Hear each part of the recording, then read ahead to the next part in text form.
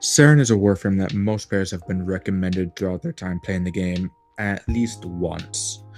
Now, is she worth it to play? Is she the best frame in the game? The answer to both those questions is maybe. Now, is she worth it to play? That depends entirely on you. Is she somebody you want to play? Does her playstyle fit you? Do you like her aesthetic? That sort of thing. Is she the best frame in the game? Not by a long shot. She is definitely up there, but the best frame in the game at this point in time with Warframe as it is now, it's completely up to one's own personal opinion. She can certainly go up to level cap if you want her to, but she doesn't have the survivability other frames have. Therefore, survivability wise, she's not the best, but damage wise, she can certainly do the job. Now, what you should expect from playing her, it's actually a lot simpler than one would expect. It's usually just revolves around managing her abilities. So real quickly, you have 4 main abilities as always, along with her passive. Now her passive is stats effects inflicted upon enemies last 25% longer. That's decent. Now her first ability, Spores. This has 2 augment mods to it, Venom Dose and Revealing Spores.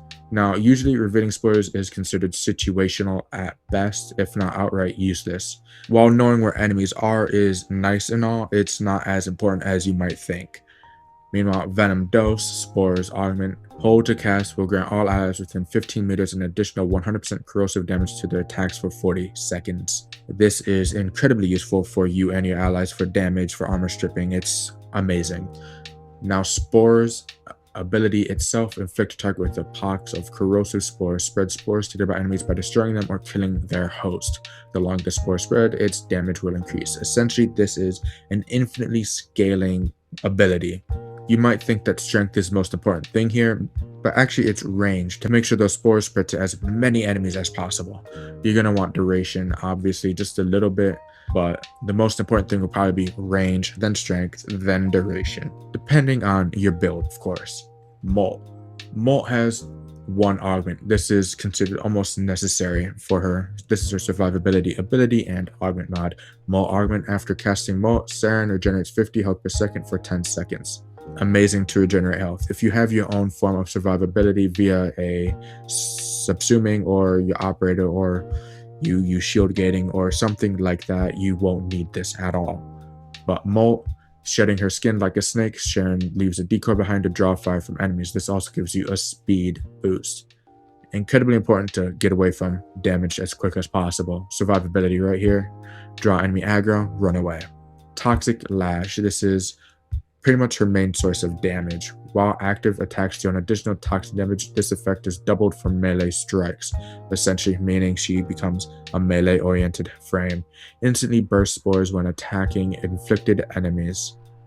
Now, this has 1 augment, Contagion Cloud. This is situational at best, but unreliable compared to something like Venom Dose. Create 5-meter toxic clouds, dealing 300 toxin damage per second for 12 seconds with every kill. Damage is twice as strong for melee kills. Now, naturally, this could be quite useful. It could be amazing, dealing a lot of damage, but the enemies have to be within 5 meters of each other. If they're not, then it's not going to do its job. That's why it's situational. Now, Miasma. Release a poisonous miasma that deals viral damage to enemies in range. Those inflicted by spores are more susceptible to the mist. This also has a spore damage multiplier. Essentially, this is how you nuke with her. Now, it's more along the lines of lower level nuking, because if you're on Steel Path with enemies around level 200, you're not going to be nuking them, you're going to be melting them. Of course, the longer your spores are out, the more damage they'll be doing. So if you keep it activated perpetually from the start of the mission, and you're in an endless mission for just a few minutes, by that point, you'll be doing so much damage, it will be nuking, per se, but for the most part, it's more along the lines of melting enemy health bars. Now, Miasma with viral damage, along with the fact that Spores has natural corrosive damage, means that not only will you be armor stripping enemies that have armor, you can much more efficiently as well. And naturally, Infested isn't even something you need to worry about. So she is pretty much good for pretty much any type of mission you want to go into. Now, with her abilities out of the way, her playstyle remains largely the same as what I mentioned. You're going to want to cast spores, cast 3, and then attack that enemy. Once these spores are inflicted on the enemies, you can go ahead and cast 4, and the spore damage will be increased by 4 times, and it'll deal much more damage to these enemies. If you have a decent melee build focused pretty much solely around status effects, you can kill these enemies much quicker than ever before. Naturally, your primary weapon will do a lot of damage too, and if you pair that with Venom Dose, you can be killing these enemies a lot quicker than ever before. So if you have Venom Dose, it's important you pair that and keep it upkeep alongside Toxic Lash, allowing you to kill enemies much quicker. Now, my melee isn't the best, it's a slam build, but with just Toxic Lash equipped on this, you can jump up, do a nice little slam attack, and deal millions of damage to these enemies. Any slam build can do this, DE has not gotten rid of it. But even with a melee that isn't a slam build, like let's say Kratos here, Kratos has a completely natural normal build, because I mostly use it just for the effects here. You can go ahead, activate Venom Dose, and then Toxic Lash, and then start whooping the enemies to death. They start taking a hefty amount of damage even with a half-cocked melee build. But as I mentioned, this is about her gameplay. So real quickly, as I mentioned before, your main goal will be adding a spore onto the enemy, Toxic Lash, spread it, and then just nuking them with your 4. It's more of a waiting game than anything else. And then if you ever feel the need to, you can cast Molt to quickly get away from any situation. And if you feel you are still dying just a little bit and you have the energy for it, you can cast your 4th ability.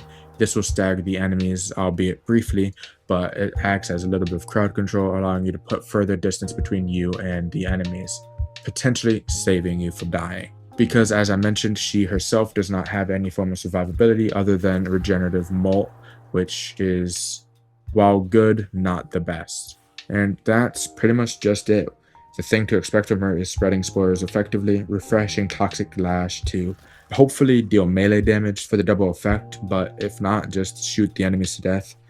Using Molt for survivability, repositioning and all that, and then timing Miasma when the enemy groups are large so you can get the most bang for your buck. You become much stronger as the enemy density increases, so she definitely specializes more in endless type missions than she does in just say normal exterminate. But if you want to use her as a weapon platforming frame, then she will excel just fine, because Venom Dose and Toxic Lash will increase your damage exponentially, allowing you to go through those missions with ease. So Saryn is probably more for you if you enjoy clearing large groups of enemies or seeing your build scale nicely, or enjoying efficient farming. She is one of the best for farming in ESO, relics, and all that good stuff. Especially focus farming, she is by far one of the better frames in the game. And if you want a frame that can bolster not just your abilities but your weapons as well, she is a nice combination of both, being a relatively balanced frame considering what's out there nowadays. And if I dare say so, she is more of a relaxed Warframe than anything else. She doesn't require you to move a lot or be highly active. So if you prefer highly active gameplay, she will probably not be for you. If you enjoy supporting teammates more than dealing damage, she only has one ability for supporting teammates and you need an augment for it. So not really that one either. And if you want a naturally durable frame, you're better off picking somebody like Dante or Styanax or Revenant than her. And while she does require you to manage abilities, it is pretty easy. But regardless, if you don't like managing abilities at all, she is definitely not the Warframe for you. And so with that being said, that is just about it. Tell me, what do you think about Saryn? I personally think she is a fantastic frame with extremely easy to understand, and she's also extremely easy to use. So with that being said, until next time.